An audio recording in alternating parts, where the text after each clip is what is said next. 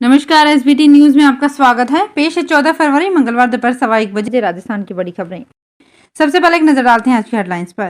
राजस्थान में विधानसभा चुनाव तक पीएम की 21 सभाएं कराने की तैयारी। अमित शाह बोले, जम्मू कश्मीर को मिलेगा अलग दर्जा। राहुल गांधी के चार्टर्ड प्लेन को वाराणसी में उतरने से रोका।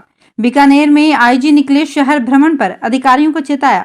और 50,000 की रिश्वत लेते बीआरपी गिरफ्तार। और अब खबरें विस्तार से। राजस्थान में प्रधानमंत्री नरेंद्र मोदी की 3.5 महीने में हुई 4 सभाओं में भारी भीड़ को देखते हुए प्रदेश भाजपा बड़ी रणनीति बना रही है। योजना के मुताबिक विधानसभा तक पीएम की ऐसी 21 सभाएं करवाई जाएंगी। विधानसभा चुनाव में अब सिर्फ 9 माह ही रह गए हैं। ऐसे में जल्दी जल्दी कार्यक्रम बनाए जा रहे हैं। पिछले विधानसभा चुनाव में मोदी ने 14 सभाएं की थी, तब भाजपा सरकार थी। इस बार प्रदेश में गहलोत सरकार है और बीजेपी विपक्ष में है।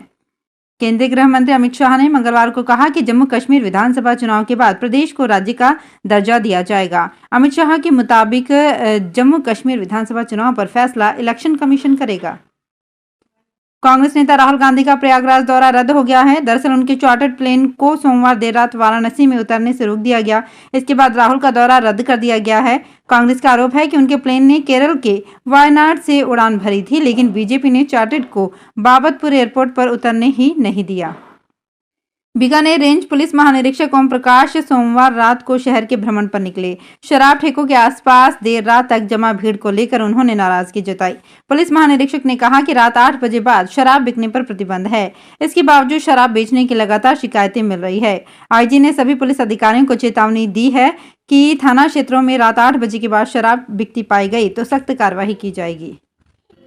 प्रतापगढ़ पंचायत समिति में सोमवार शाम को एसीबी बांसवाड़ा की टीम ने बीआरपी को 50,000 की रिश्वत लेते रंगे हाथों गिरफ्तार किया।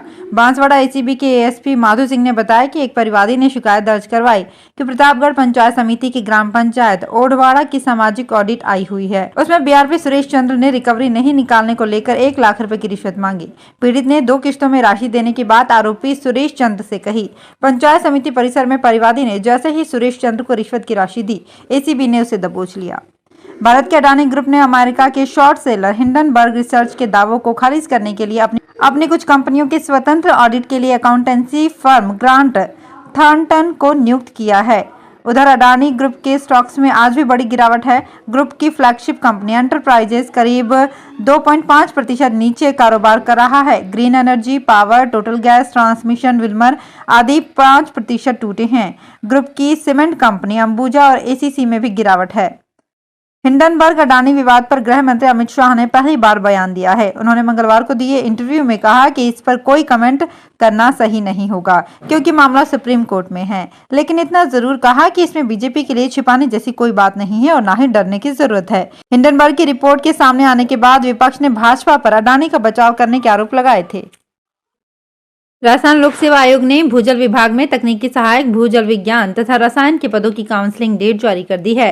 काउंसलिंग लेटर आयोग की वेबसाइट से डाउनलोड किए जा सकते हैं। काउंसलिंग के माध्यम से पात्रता जांच आयोग कार्यालय में प्रातः एवं शाम सत्र को निर्धारित कार्यक्रम के अनुसार संपादित की जाएगी। आयोग ने 2 अगस्त 2022 को इन पदों पर सीधी भर्ती के लिए समीक्षा परीक्षा का आयोजन किया था। डीजीपी राजस्थान उमेश मिश्रा ने देर रात सांगानेर एसीपी रामनिवास बिश्नोई व रामनगरिया थाना सीआई राजेश शर्मा को सस्पेंड कर दिया।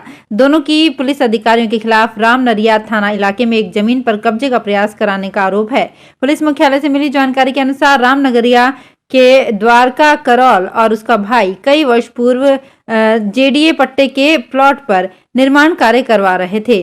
इसी दौरान दूसरे पक्ष ने वहां पर जेसीबी से निर्माण कार्य तोड़ दिया। इसके बाद दोनों पक्षों के बीच जमकर मारपीट भी हुई।